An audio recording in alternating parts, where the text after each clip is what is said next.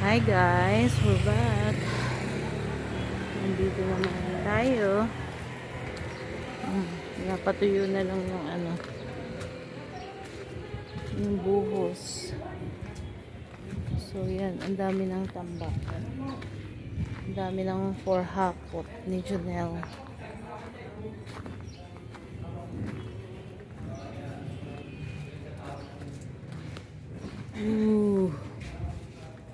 Ang dami ng mga hinukay para sa mga linya. Hello po. Hello po. Ulian na. Ay, oo nga. Ito po muna, tingnan natin. Oh, ito na yung room ni mother. Ito yung daling ilaw dito. Ay, nasementohan na. Ayun pala, nasementohan na pala. O, yan na. Ayan na. Pwede na. So, mabalik tayo. Nakat ka rin na eh. Ayan. Ito na yung room ni Mami. So, sementado na. Kaya, mag-finishing na rin sila. Kaya, kailangan nilang malaman kung saan yung pwesto ng kuryente ni mother dito. Tapos,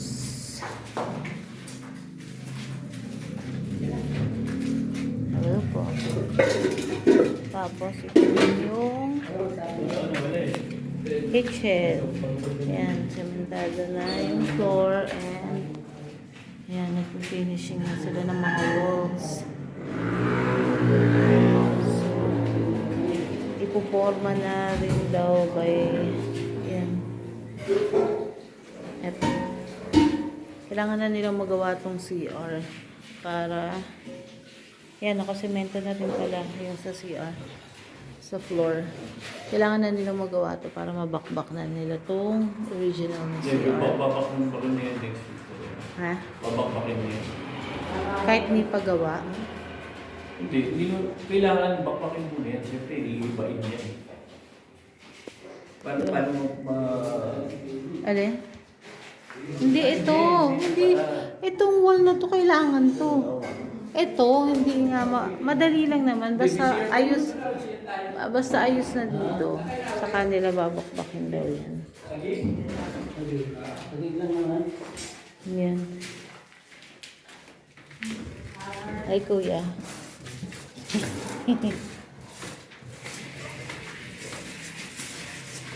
Kamusta po? Ilang po. Kamusta po kayo ng buhos time?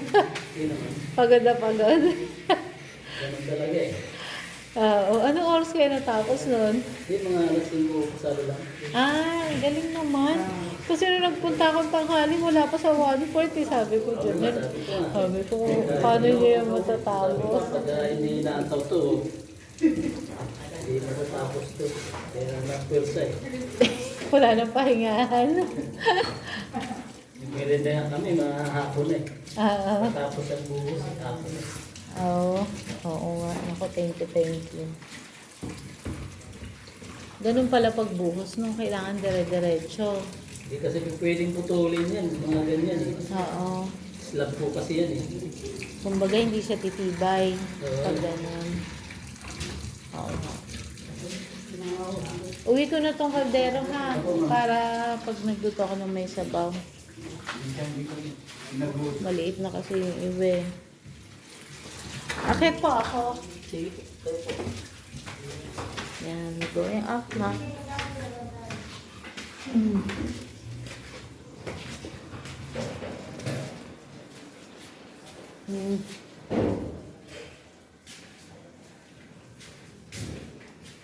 Hirap din ang tulugan nila.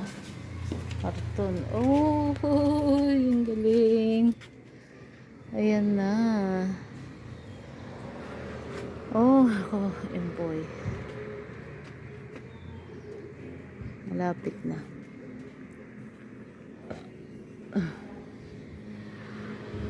Oh, diba?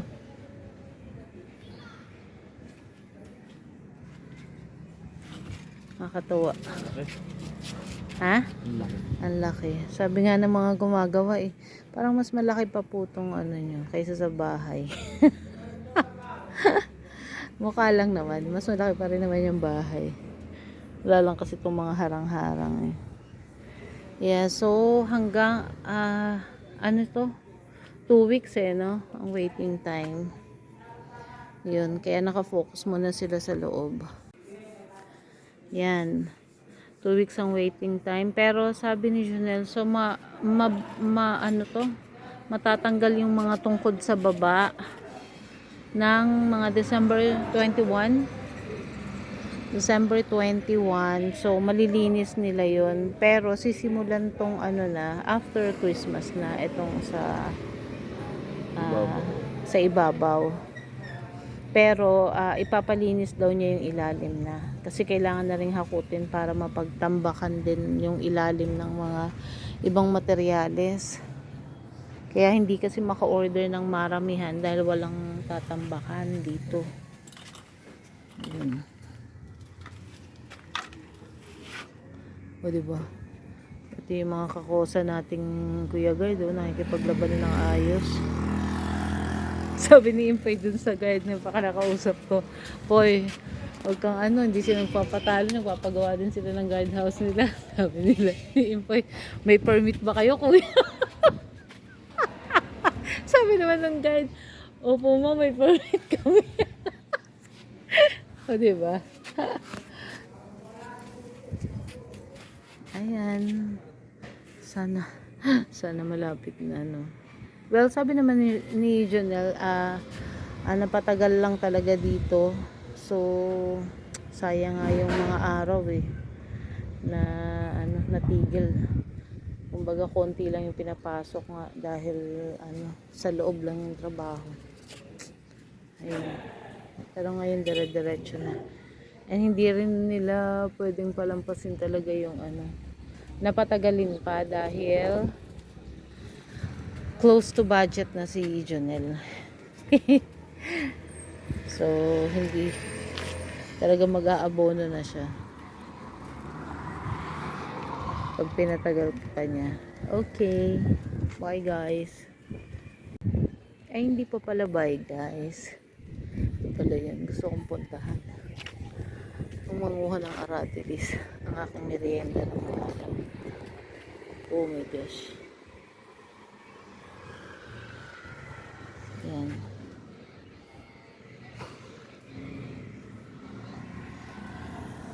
Ang luwag, grabe. Poy, Ate Elsa, pag to napabubungan, ay, ang sarap matulog dito. Magkulambo ka lang. Diyos ko po. Pwede kami makitulog dito. Tapos kanya-kanya dalala lang ng kulambo at panlatag. Ito pa.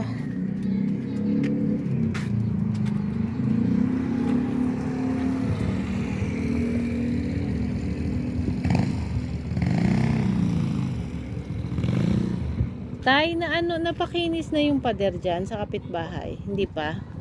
Yeah. Gawin na nila hanggat wala pang tao. Ang duwag.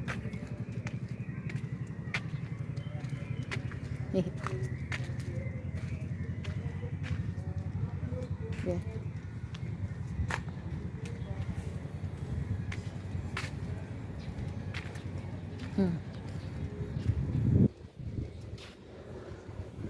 Buti na lang walang nakatira dito sa mga kapitbahay nyo. Kung hindi. Tayo naman eh.